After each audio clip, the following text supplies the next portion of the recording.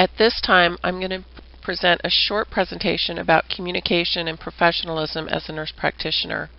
You may be very familiar with this content, but the goal today is to give you specific information that you can use in clinical. During the next year, you'll be working with simulation and standardized patients. Standardized patients are actors paid by Samuel Merritt to allow you a safe learning environment to practice newly acquired skills. You'll be evaluated on your clinical competence. This slide lists the areas that you will be evaluated on.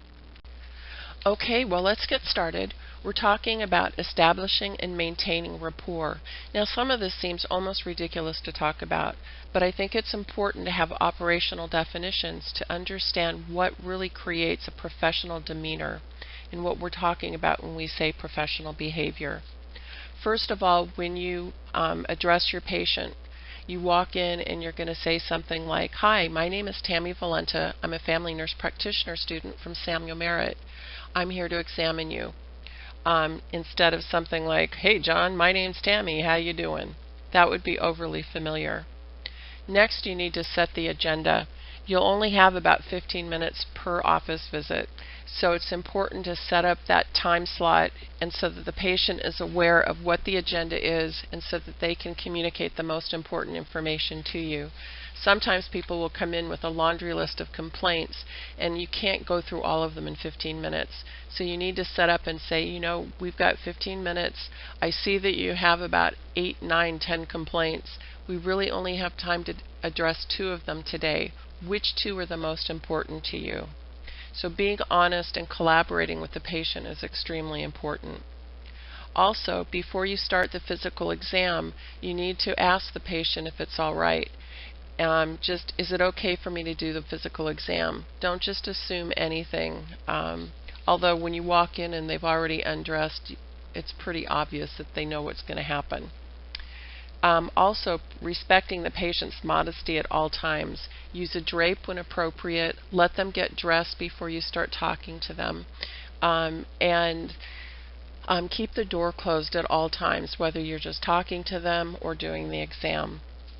Always assume your patient is intelligent. You don't know what their background is until you've talked to them, but talking down to patients doesn't go well. Also, obviously, professional behavior, you're never rude, crabby, and you're always respectful. And you need to make sure that you're dressed appropriately and professionally. Your lab jacket needs to be white, and you need to have clean clothes. That little spot on your tie or on your shirt is very obvious when the patient looks at you. Also, making sure that your hands are clean, your nails are trimmed, etc. So the next segment is demonstrating empathy, and we do this verbally and non-verbally, showing understanding, concern, and interest in a patient's life, medical problems, and life situation, showing your curiosity for their feelings, and understanding about what they're going through. We do this by expressing concern about their condition or situation with comments such as, "That must be painful," or "I'm here to help you."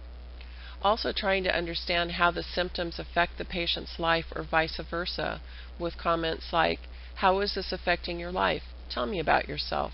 "Describe a typical day in your life," or "Tell me about your stress." This is focusing on your patient, not on their symptoms. Also showing your concern that the exam might be embarrassing or painful with comments such as, "This may be a bit uncomfortable," or "Let me know if this hurts." You need to show warmth and caring and empathetic expressions that are genuine in nature.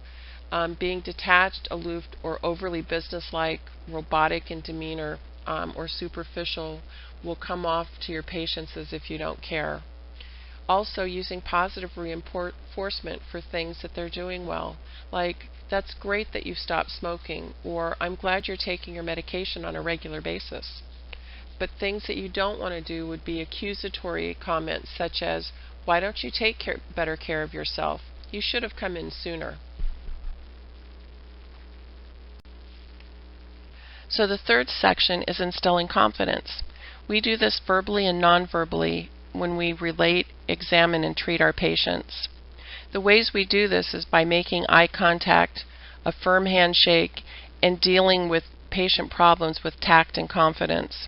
The ways that we undermine confidence would be the opposite: avoiding eye contact, laughing or smiling nervously, a sweaty handshake, or comments like, "This is making me nervous," or "This is the first time I've ever done this," or "I'm not quite sure what I'm doing," or apologizing to a patient. For example, "I'm sorry, but I have to examine you." Also, when making suggestions, you need to use authoritative language, such as, "What I suggest you do is," or "This is what I'm thinking." Not using things like, "Maybe you should try," or "I'm not sure, but." Also, offering to help the patient to get information that you're unable to provide by saying things like, "Let me ask the attending physician," or "I don't know, but let me find out for you." Don't make excuses, though, or statements like, "I'm just a nursing student," or "They didn't explain this to me," or "Do you know what I'm supposed to do next?" And finally, being comfortable with your own expertise and not being overly cocky and overly confident or overly shy and reserved. So how do we use appropriate nonverbal communication to enhance our verbal communication? Firstly, we want to start with professional posture, carrying ourselves like professional, competent, experienced professionals, instead of being overly casual, leaning against the wall, or putting your feet up on a stool when interviewing a patient. This all might indicate a lack of concern for your patient. Also, showing natural poised posture and using eye contact versus standing stiffly, standing as if you don't know where to put your hands, or using inappropriate eye contact, for instance, staring at a patient for too long or never looking at the patient. You should be making eye contact when you're listening to your patient, and maintain an appropriate personal distance. You don't want to stand too close or too far away from your patient. And maintaining appropriate body language when listening, with an open body language instead of having your arms crossed, leg crossed, and turning slightly away from your patient. The single most important things that you can do to prevent being sued would be, one, to sit down. Depending on where your patient is, you want to be at their level, and letting the patient talk for 60 seconds with your undivided attention. So we need to elicit information clearly and effectively. So we need to ask questions in an articulate, understandable, and straightforward manner. The way we typically do this is by using open-ended questions for inquiry and closed-ended questions for clarification. Examples of open-ended questions would be, "Tell me about the problem," or "How is your health in general?" Versus closed-ended questions, examples would be, "Where does it hurt? Have you ever had asthma?" You need to be articulate and ask questions in a manner that is understandable. So problems that we might have would be mumbling, speaking too quickly, stuttering, or a person with a very heavy accent, especially speaking too quickly or mumbling. We need to ask single questions clearly in a straightforward manner, such as, "Tell me about your allergies," versus asking multifaceted, confusing questions, such as, "Tell me about your past medical conditions, surgeries, and allergies." Also, you want to ask direct questions such as, "Do you have any cancer in your family? Have you had any surgeries?" Versus leading questions like, "No cancer in your family, right? No surgeries." Those are just assuming an answer, and a lot of the time the patient will just nod their heads instead of giving you an accurate answer. You need to stay focused, asking follow-up questions before moving on to another topic instead of jumping from topic to topic. And also asking questions in a conversational way, listening to the response before asking another question. Otherwise it seems robotic, and the patient will feel like you don't care and that you don't know what you're doing. Active listening deals with listening and responding appropriately to the patient's statements and questions. So the ways that we do this are by making eye contact, letting our patients finish their sentences and thoughts. If we're writing things down, we need to make a comment such as, "I have to write down a few things as we talk. Is that all right?" Asking questions and listening to a patient's response and being attentive to the patient. Also, making sure again that your body language is open and that you're not turning away and showing a closed nonverbal behavior.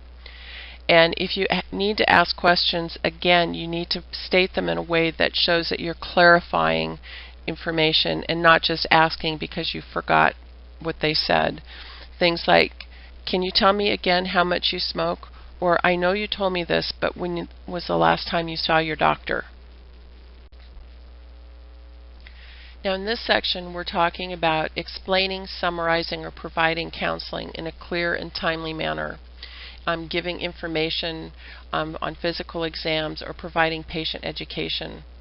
So explain procedures during your exam, such as, I'm going to check your legs for edema, or I'm going to listen to your heart. Also giving periodic feedback regarding what the patient has been saying. For example, so you've had this chest pain for 3 weeks? Also providing a summarization of information. So I want to make sure that I have the information correct. You say you had this cough for 3 weeks, it's getting worse, and now you've got a fever. No one is sick at home, and you haven't been around anyone who is sick. Also giving feedback that's meaningful and useful, and not things like, okay, gotcha, great. Those are very unhelpful. Also examining the patient without providing feedback is unnerving for a patient. So try to give feedback as you go through your physical exam. For example, your blood pressure seems fine. Give information to the patient when requested, and don't say things like, that's not important, or you don't need to know that. And using medical jargon without explanation is very off-putting. For example, what you experienced was a myocardial infarction. Instead, explain with non-medical terms such as, what you experienced is a myocardial infarction, meaning a heart attack. And don't end the exam abruptly. Let the patient know what the next step is and provide closure. So, for example, you could end your interview with, let's review the exam and your health, etc.